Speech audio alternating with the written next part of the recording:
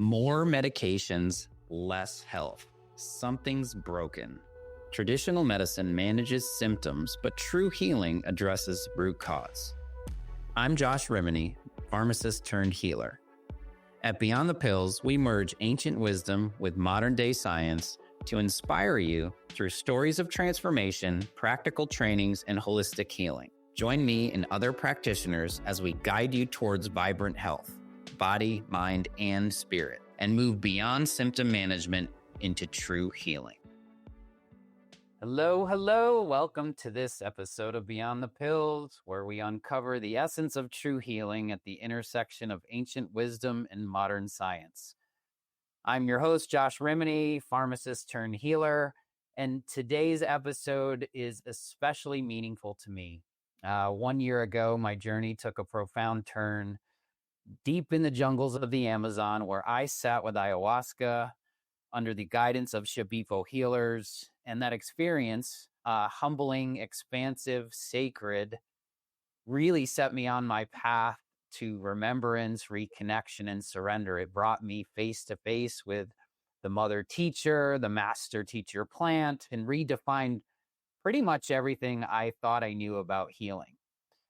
Today's guest, Hamilton Souther, is one of the most respected Western shamans in the world.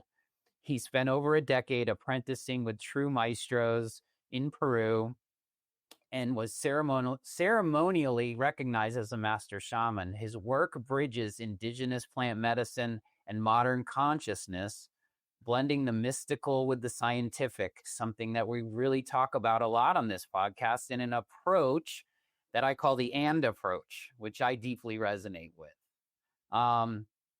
Maestro Hamilton's journey from spontaneous spiritual awakening to becoming a master shaman recognized by indigenous maestros is really a true testament to what I believe means to be truly answering the call. So, throughout the years, he's dedicated this.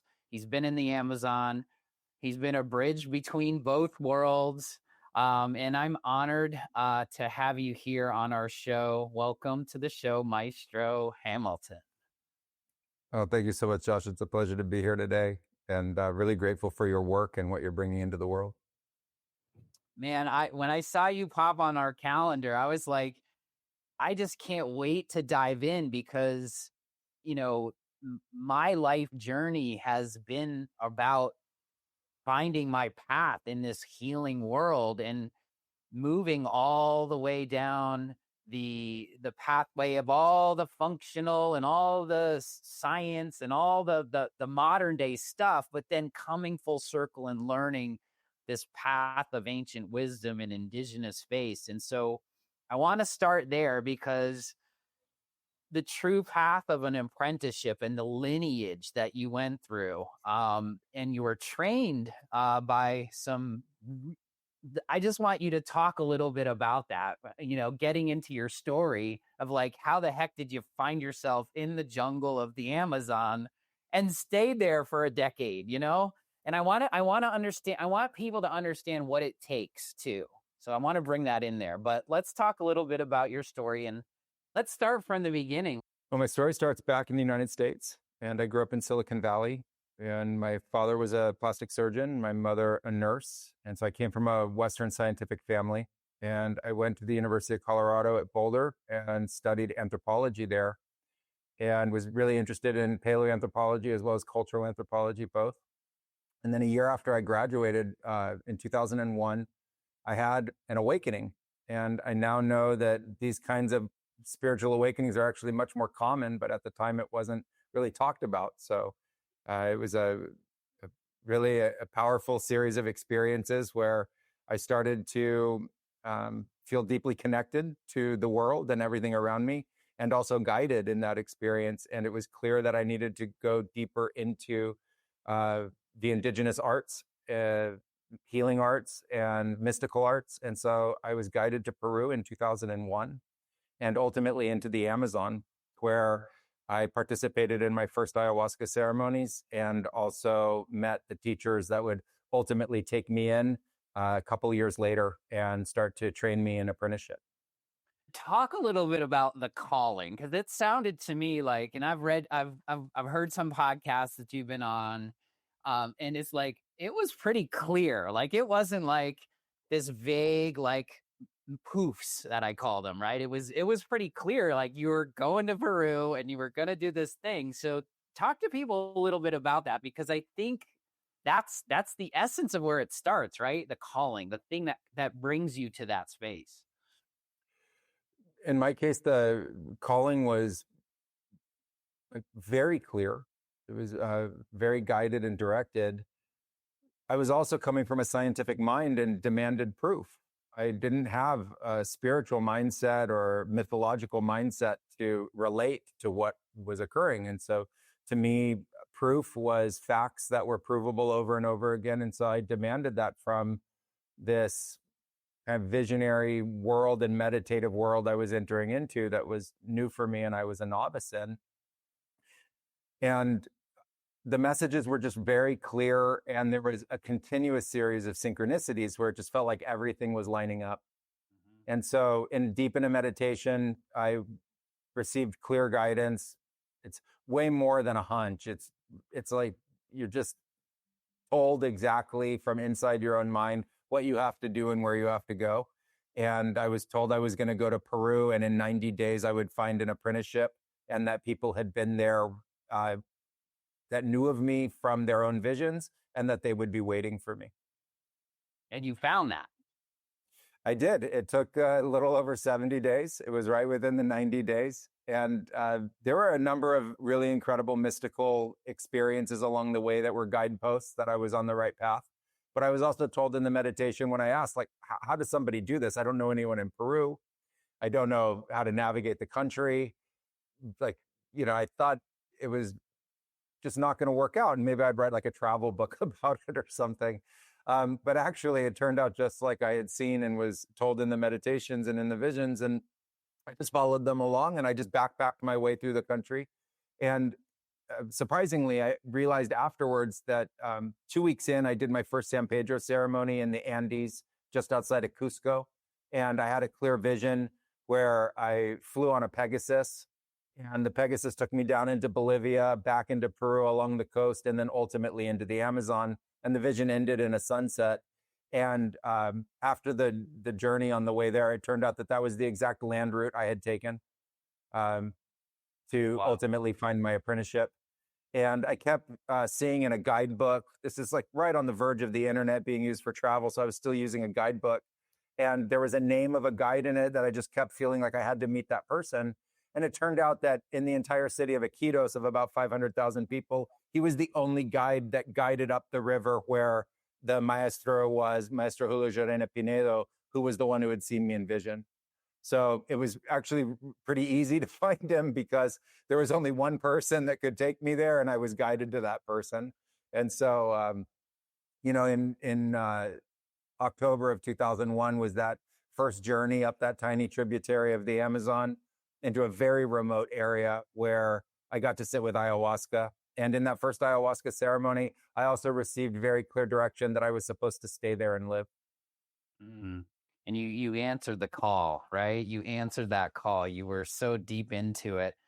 I love how you're talking with like, my summer led me down this path that I had no idea I was going to lead. I just answered the things that were resonant to me. It's kind of like my mini surrender experiment of life, of wholeness. And I love where you're saying like the breadcrumbs drop, the synchronicities just start falling into place when you're in alignment, when you're in that, when you're answering the calling. And the calling is where you're supposed to be, where the universe or God or spirit, I call it Gus now, God, universe, spirit, um, Mm-hmm. aligns with you. You're in alignment and you're there, and you stayed. How long did you stay? Like, what was this experience like finding an apprentice? Because it was also like co-created, right? They saw you in their visions, this westernized dude coming out of the jungle, like learning from this lineage of I'm very very in tune with like keeping this stuff sacred, and I want to talk about that. But like this is the new stage, right? Like someone coming in from the outside to learn and become this apprentice. Talk to us a little bit about your experience.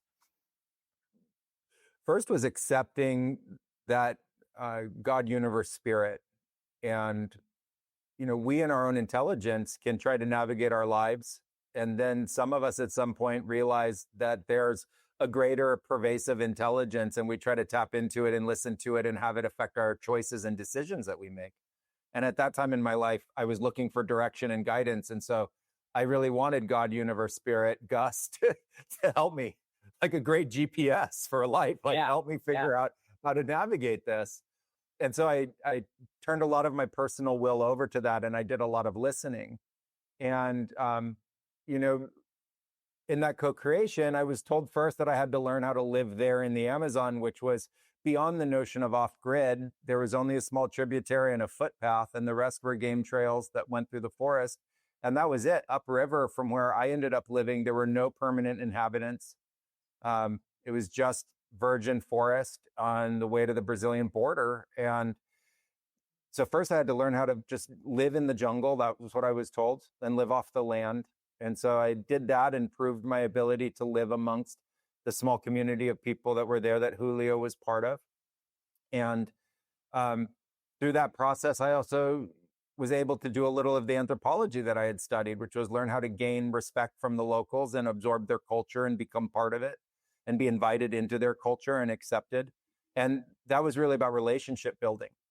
And so part was learning how to live in the nature, and then also how to relationship build. And kept, listening to the calling that just said, you have to stay here. And so finally, after a year and 3/4, Julio accepted me into apprenticeship. It was taboo. So they were breaking a big cultural norm to allow a foreigner and a Westerner in, not just to participate in ceremony, but to actually be an apprentice and learn. And so we went through that process together. And then I was taken into apprenticeship. It's very formal. And I lived there in the forest out in that location for 4.5 years. And that's where I think putting awareness to this, right? When ayahuasca called me, it was calling me for years, and I just didn't hear it enough to go. And then I chose, and I've been in an advocate of plant medicines for a long time, and I known a lot of people in the space. But as soon as I made that decision, like, all right, I'm going to do it. I know I need to go to Peru. I know I need to go into the Amazon, and I know I need to learn and experience this from this path that's been done for thousands of years. Like, it was so clear, like I wasn't going to do it any other way. But as soon as I asked that question and the medicine started work, the medicine was calling, right? It was like one of those things. And then all of a sudden, within 2 weeks, the place that I was supposed to go to in Peru found me in 3 different places, random occurrences. Like my neighbor's like, you got to meet this guy. He's like kind of into plant medicines. He's in our men's group. You should talk to him. And then another thing happened. And then the person that was guiding me, integrating me and like really preparing me, I was like, I want to go to Peru and I want to do this. And this is the way I want to do it. I want to do it with the healers that have been learned. And then all of a sudden she's like, I was going to tell you that you're going to go to, you should check this place out. And I was like, well, that's the place that's calling me. And so I knew exactly where I needed to go, even though I had no idea what to do. And it just led me down that path. So I love this story because it just builds like you're supposed to be there. It worked out and you did it the way you honored that tradition. It wasn't like you're showing up Western guy coming in and going, teach me all this stuff. It was like, no, I'm really sacredly holding this as the truth of where you need to be. And I love how that all kind of fell into place, because I think the word shaman is thrown out there a lot now in this day and age in our world. And I think it's used a little bit way too loosely. And so I love that you've used this as like you're honoring that sacred space and you move through it. And it's a big deal, right? I learned through the shamans that there was 4 Shipibo healers where I was, and the beauty of it all. But learning that it is a calling, it is pretty formal, but it's a big deal to put your life through that whole process, because it really is, right? It's your whole life. It is. It's a 24-hour-a-day process once you're accepted, and there's no out. There's only through the experience itself. And it's a great test of your virtue and your merit, and also your capacities and your abilities. I think that right now the concept of shaman is being guided to a kind of spiritual perspective, but out in the jungle, it's not isolated only to a spiritual perspective. It's about concrete, repeatable outcomes as a servant of your society and your collective. And so it's part healer, it's part spirituality, and it's also part doctor. And so you have to be able to learn all those different capacities, including how to diagnose illness correctly and know what kinds of plants to use to support somebody in their healing process. And also to know when that's something not for you to heal. And so it's a tremendous learning experience. Many fail in it. They just can't make it through it. And for most people, it takes between 5 and 10 years to go from apprentice to maestro if they can make it through it. And it is, as I said, 24 hours a day and continuous. You'll go through anywhere from typically 300 to 500 ayahuasca ceremonies during that time, maybe even up to 1,000. And you'll also participate in these long fasts that are called dietas. And you'll do that for 6 to 8 months out of a year. Yeah, I've been diving in and learning more about it. And just having that reverence for the process. Like it is a big deal. Like I think our West world brains go into like, well, I'm just going to go to school for 4 years and do a residency and then go in and get a job and work for 40 hours. And it's like, it's 24/7. It's a big deal. And so I honor that. And I thank you for just sharing that experience, because I think in this modern day, like, psychedelics and plant medicines and healing, and it's really becoming, there's just a modernization to it, right? And there's a lot of abuse in this space now. I know a lot of people that have been closely tied to, even at the highest level of like maps and everything else, it's like getting brainwashed and doing all these crazy things. And it's like, for me, it's ethics and intention when it comes to energy. And so I love the fact that we can talk about this and bring awareness to people, because all the time I'm talking to people and they're like, oh, where do I go to get the ayahuasca? And I'm like, no, it's not like that. we have to use these as these plant medicines and as protecting that sanctity of that. And we're in modern science. We're in the modern day. We're fusing these things together now and moving out of this duality. Because I don't, and I think, talk to me a little bit about, like, you got accepted in, they broke code a little bit, but I've studied energy medicine in different ways with post-tribal shamans, and I'm learning more. I'm just learning. I'm absorbing all this, bringing it into the fold, and we're in this modern day. So talk to us about how you're evolving this into this fusion of this modern day world. I think first it starts from your perspective that you want to take. Sort of what's the great philosophical umbrella you want to put over the nature of the plants. I think if we come from a respectful place, like the one you're describing, you realize that our ancestors from all over the world have worked with indigenous medicines for tens of thousands of years. And it's a well-trodden path. Western medicine is actually the new kid in the neighborhood. And we must respect these forms of medicine that have existed for a very long period of time. And part of it is the willingness of the indigenous people to share their knowledge with others, with outsiders. And that's also a very new thing that's happening.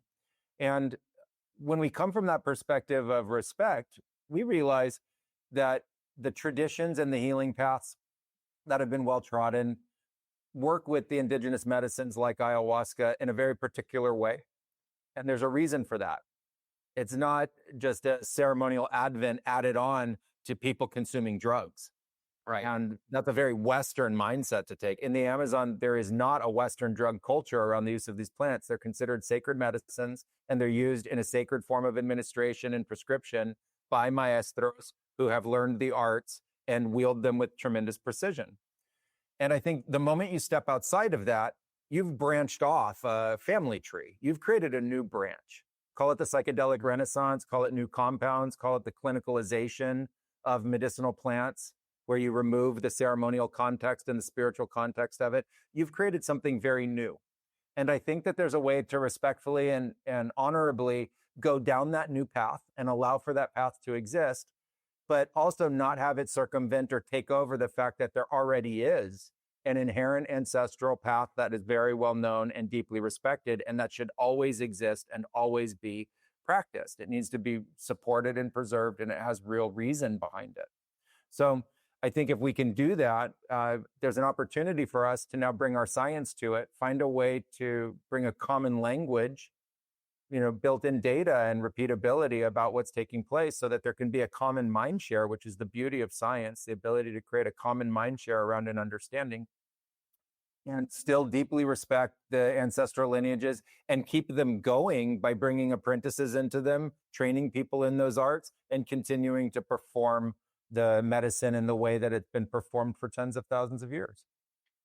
Man, that deeply resonates with me for sure, because I've felt this need to really help in the space of preserving this, but also like this is where we're getting introduced into our world, but it's a very different language. And the magic that I experienced when I was witnessing and coming out of some of the ayahuasca experiences was watching the maestros in both worlds in such this beautiful harmony, where like they're in it and I'm watching them in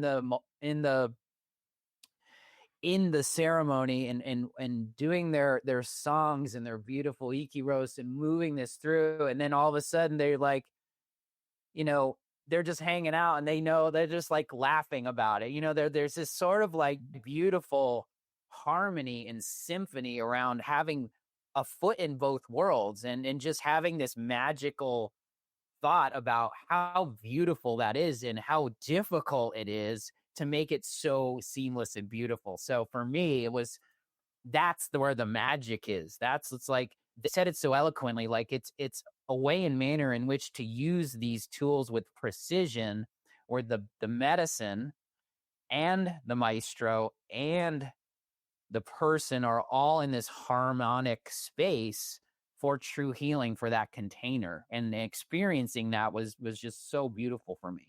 And so thank you for like sharing that like side of it. And here you are at Blue Morpho.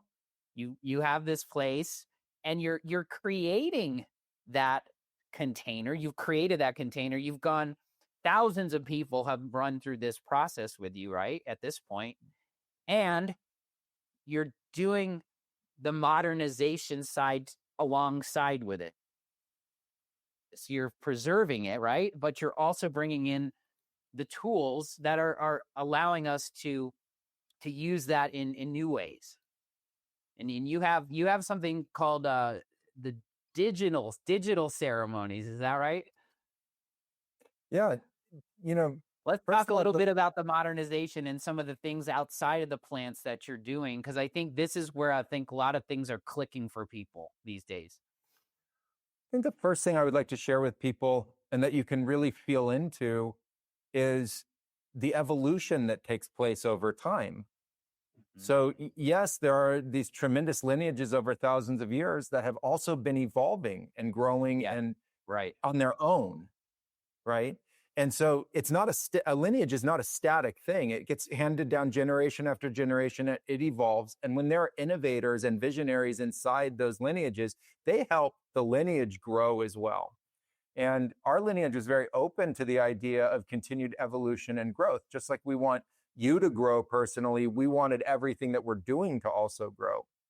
And part of that growth started in really reinvigorating the interest in these practices by the local communities.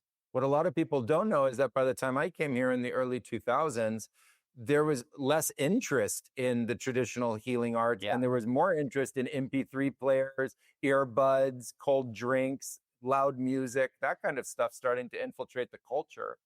And so by having this cultural merge take place, it reinvigorated the interest and the importance for the locals in their own medicine and for the indigenous in their own medicine. And it ultimately created what's called the neo-shamanic revolution. And that became a big part of what's now the psychedelic renaissance. And so I think first is to understand that these changes are needed. The cultures need to continue to be invigorated and to evolve.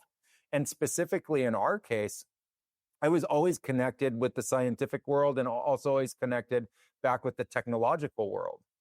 And so we were one of the first plant medicine centers, but we were also one of the first to be online, one of the first to start streaming, one of the first to manage the way that we ran our center online and interact with the world that way. And so we had guests over the years that came from Web 1, Web 2, Web 3, and now AI. Mm. And so I got to go on that journey with them, and I had to translate these indigenous Yeah. cultures and the medicine to them in language they could understand. And they also were able to share with me new language in and around the technology that helped inform me on similarities in the nature of what we would find inside the visionary experiences. And ultimately, it led to understanding more about how we can use digital interfaces, streaming to be able to share ceremonies. We did extensive research and practice on that with people that we knew how to hold their own ceremonial space so that we could start to see how we could hold a collective space through online streaming events. And then we took it all the way into a Web3 lab that I co-founded and an AI lab that I've co-founded. So we've gone fully from the indigenous healing arts and the medicine now to the forefront of the innovation and technology, all of it being informed by the visionary experiences, and ultimately for the desire to create tooling that brings positive toolings for humanity and better uses of these tools that continue to promote our growth and well-being, our evolution, and our healing.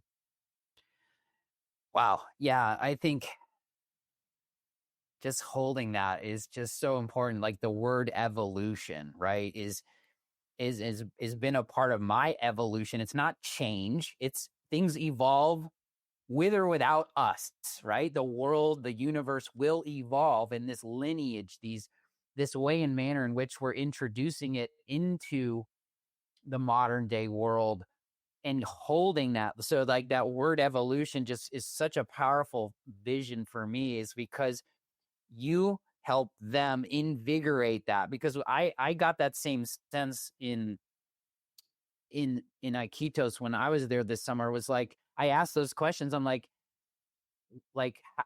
what's going on with the shamans? And they're saying the same thing, is like the modern world's catching up. The kids aren't interested in this anymore. It's becoming harder and harder to create the sanctity of that without the Western people coming in and being really curious about that. So I think it's a beautiful to hear that story for you, which is you help them and they help you. And it was a beautiful, like, non-duality thing. Was like, you're not coming in to just go blast it out into the world. You're like, it was this beautiful harmony of how that came through. And it's very resonant in what you're saying. So thank you for that. Where do you think this is going? You said neo-shamanism, which is now in the plant medicine psychedelic renaissance that we're in. How do we hold the ancient wisdom in all of this as we're moving forward? How do you see moving forward? Because this is where I'm seeing like the dark side of it, the shadows. I'm seeing like really awesome people doing really cool stuff. And it's just kind of getting in this space of like, what, nobody really knows what's going on, but I'm curious on your thoughts on that. First of all, I think it's a great question and very difficult to answer with clarity Right. and precision, but we can vision into it a little bit. And what I've been seeing over the last 20 years is that the unifier in the collective human experience is the continued evolution of the human mind. And the human mind has been used to create our science and to understand the facts about the universe in deeper ways. And it's also been used to really reinvigorate the nature of plant medicine and these cultures that we've been talking about. Right. And it's also the collective human innovation sphere, the continuous innovation that humans are bringing into human technology are all happening at the same time. And I see a great convergence is taking place. And it's really leading to a unifier in the big word of what we call consciousness. But for those that have had these experiences, let's just say it's all that stuff you see when you're in ceremony. It's just all of it is part of this great umbrella, big word we call consciousness. And so while this is occurring, we're finding out that there's a tremendous amount of plant medicine use and psychedelic use inside the innovative communities, the technologists communities, the AI communities, the younger generations. And so there's already an influence that's taking place. And from an anthropological perspective, it's very interesting to think about how plant species are affecting the human species through this. So it's intercultural, but it's also interspecies interaction that's taking place. And so that influence is taking place in a way that is commingling and also co-creating what's coming forward. And when I look at it from that perspective, I see that the two greatest influences right now on both our mind and our culture is what we're seeing in the psychedelic renaissance. People have a psychedelic experience and immediately afterwards have been introduced to a series of perceptions that weren't there before. And so it is like a true 0 to 1 moment for them. And that's a great awakening to understand that these other experiences, these other forms of perception exist. And at the same time, we're seeing that the other great influence on our mind is our interaction with technology. And so we're seeing how people interacting in the millions continuously with artificial intelligence systems are being informed by those systems, as if the output of those systems is real, and people immediately taking that in and having it inform their understanding, choices, and creativity. And it's also already a great evolver and pressure on the collective mind. And so the two of those coming together in the technology sphere, I think, is where we're going to see the greatest expansion and where all of this is heading. And we'll hear about it in the futuristic statements of the leaders of the great AI companies of different foundation models like ChatGPT or Claude, Perplexity, et cetera, that are saying that this is leading to a form of superintelligence. And so it's already being influenced by other species. It's being influenced in the shared common mind, and it's being influenced in the information technology. And it's already being used to inform drug discovery and scientific exploration. And so a huge cross-culturalization is taking place. And I think superintelligence is just over the horizon.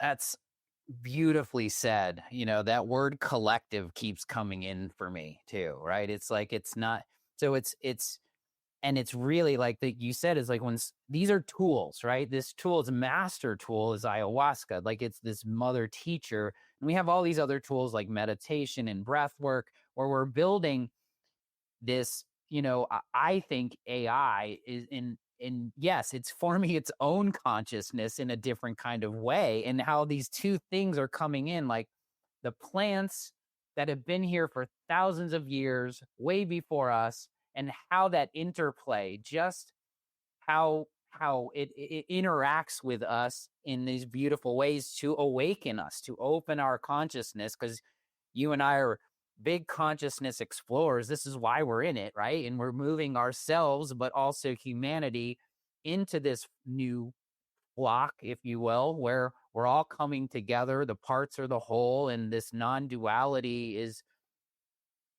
fusing into this. And this is why I love talking to people like you who are in it, who have been in it for longer than I can even remember. And we're at that golden age. I think we're at that golden time where I think there's so much people going doom and gloom, and for me it's the opposite. I feel like we're at this beautiful state where people are awakening. They're using these tools, and yes, it goes from zero to holy moly. Like, it took me 49 years up until now to get to that space where I was truly interacting with something bigger. And it wasn't a thought, it wasn't dogma, it wasn't like the religious guy in the sky. Like, it was totally real, realer than I've ever felt. And that we can interact in this way. And I think our West world brains, the left side, where we have to hear it analytically, like, and I love the beauty around the component of, like, when you talk to, I don't know, the shamans and the villages, it's like when we're talking quantum physics and like the multi-dimensional realities and like building it all in this model, like it's just like happening. And it's like, nah, we've been waiting for you guys. This has been here forever. We've known this forever. So it's kind of fun to play on both sides and then realize that, like, it is coming together, right, in this beautiful harmony where I call it divine timing, right? The divine timing of this thing is moving in this direction, and the evolution, right? This isn't like, oh, we found plants again and it's a renaissance and we're bringing it back into the studying and all that stuff. It's like, no, AI, like you said, is so, like, how is it? It's all interplaying in this crazy world that's happening really quickly and fun. But it's fun. It's a playground, right? It's kind of like we get to experience that journey together. Um, I love that. So, are you bridging some of that? Those, you said you started the AI tools. I'm real curious on the modernization side. What are you doing with your journeys and blending this with frequency medicine or any of these kind of things that are kind of in the modern twist of it all? Because people, you can get there from different ways, I guess, is what we're saying, right? Yes, a great starting point, and I'd love us to feel into it, is the idea of feeling safe. And right now, there's a great feeling of feeling scared. And it's about great unknowns. And it's very easy in that state to believe in dystopia narratives. And it's very easy to create those narratives. That's just telling a story. And what we don't see yet is the great innovations that are coming that completely change the nature of those narratives. And one that I would just like to put forth is that there's no reason to speculate that advanced superintelligence would have the same concerns or foibles as humanity. There's no reason to think that a superintelligence would want to fight wars or harm each other or end species or end life. In fact, we see that in the plant medicine arts as a lower level form of consciousness, not the higher forms of consciousness, not the highest forms of intelligence. And nor hoard resources or see each other in our differences or polarization. So all of the tools that are used to create those dystopian narratives are actually tools that we consider to be of lower intelligence. And when we talk about a super intelligence, we think of something that's transcendent, of even entertaining the idea of dystopianism. And so to me, that makes me feel very safe. And that actually in my life, I've spent a life where we've been navigating fear-based cultures for 20 years or 40 years of my life as I've been continuing going through this path. And I would like to think that what's coming is actually a renaissance to transcend that and the tools and support to be able to do that. And so that leads into the idea of, well, how do we bring neuroscience and more awareness of what's going on inside the brain and more scientific awareness of what's happening in the plant medicine spaces to it? And the modernization of that just really includes being open to combining tool sets. So we can bring in EEG readers, we can bring in, before, during, and after assessments. We can go into more of the data. We can start to move from a mythological way of describing something to a data-driven way of describing something without trying to disprove it. It's allowing both to coexist. And I think that's the first movement in this hybridization that we're talking about, is bringing the artificial intelligence tools in and the tools from neuroscience and biofeedback to provide just better understandings of what we're going through in the visionary experience and how to navigate it, and how to relate to concrete changes that are taking place. And so we have programming around that. We have a programming called Kios, which is about your human operating system and recognizing that we inherited a human operating system and we think of it as ourselves. And within that, we find all of the difficulties and the sources of illness that we would treat in psychology, the personal blockages, the reasons for the need for healing in the first place. And we blend neuroscience with plant medicine as a way to free somebody and teach them how to create a new operating system, one that's now built out of the knowledge base that they have and that they can recode themselves or update themselves. And we're also partnering with scientific groups and reinvigorating the idea that the earliest science is going into these experiences with a true, honest, sincere intention and question, and looking for discovery through that experience and coming back out of the visionary experience to bring that discovery and share it with others. And so we're teaming up with scientific groups to help them have breakthrough moments in their own creativity and unlocking their own genius through the plant medicine methods, which is the oldest shamanic arts to do this. So it's really bringing from the origin of our species, our very first experimenters that were doing this, and now combining these techniques and tools with the most cutting edge of science. And we're also working with AI pioneers in the space to better understand consciousness and better understand intelligence. As you said, the indigenous people say, we've been waiting for you. We've been seeing you in our visions for a long time. This was meant to happen at some point, and we're living in that golden age now. And so we're helping others understand who are on the cutting edge of technological systems, how to relate better to themselves, what intelligence is, consciousness, and really bring in that idea of God, universe, spirit, so that as these creations come forth, it can include that in the engineering and the understanding. Well, which is kind of I feel like it's the quantum leap in consciousness, where like elevation, right? It's moving from this space that we've been in, this physical realm, and the age of information, and then linking and moving all of this into the spirit, into intuition, and blending the two together. Yeah, it's funny because when you said that, I just went back to my experience, because the analytical science guy in me, I know the neurofeedback people. So I did a brain scan pre and post journey because I wanted to see what would happen. And there was truly things that happened in the Broadman areas that were linked to age 4 and 8 and the traumas. It was so fun for me to just play there too, but also experience the spiritual beauty of being in the jungle and how these two plants somehow came together through the callings of the people that were there. It was so fun, because I think that's exactly what you were saying.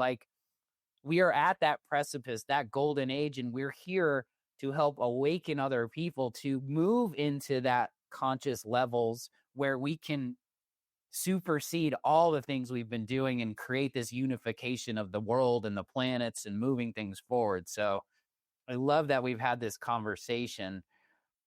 I'm a big fan of doing it right, doing it this, with folks like you that are just, they're in it to win it. They've done all the, you're modernizing it, but you're holding space for all of that, right? It's the beauty between the two. So tell people before we kind of we could go on for hours. For me, this is so fun. So thank you so much for being here. But what's up? What's next? What can people do? Yeah, if this is calling them, right? Yeah. If this is calling you, come to bluemorpho.org. You can see our signature events, which are real deep dives into plant medicine, and also the retreats that we hold. And you can find me on LinkedIn under my name, Hamilton Souther. And we're fielding a network of professionals and scientists and people interested in psychedelics to be part of the positive change that's taking place and to really unite in effort and conversation and experiences. And so reach out to us directly through bluemorpho.org, as well as find me on LinkedIn would be great. That's awesome. For healthcare practitioners, because I'm talking to a lot of people that have gone through their own healing journeys in different ways, and they're in the Western sick care model, and now they've been awakened and they're moving towards these things in different ways. Awesome, really cool ways of consciousness and awareness and meditation. I feel like we're moving healthcare in this space of well care, true proactive health. For me, I'm no longer like, I'm a recovering pharmacist, right? Like I've gone past, and my journey this year has allowed me to release those things that don't longer serve me, but don't serve people in the way that I feel is true healing and transformation. So if for the wellness seeker practitioners out there that are moving in this journey themselves, but also feeling called to also help people, what is some experience shares or advice you can give folks like us that are trying to like learn and be involved and be in part of this whole process? Is there places that you think that we should be going to learn more and be involved in?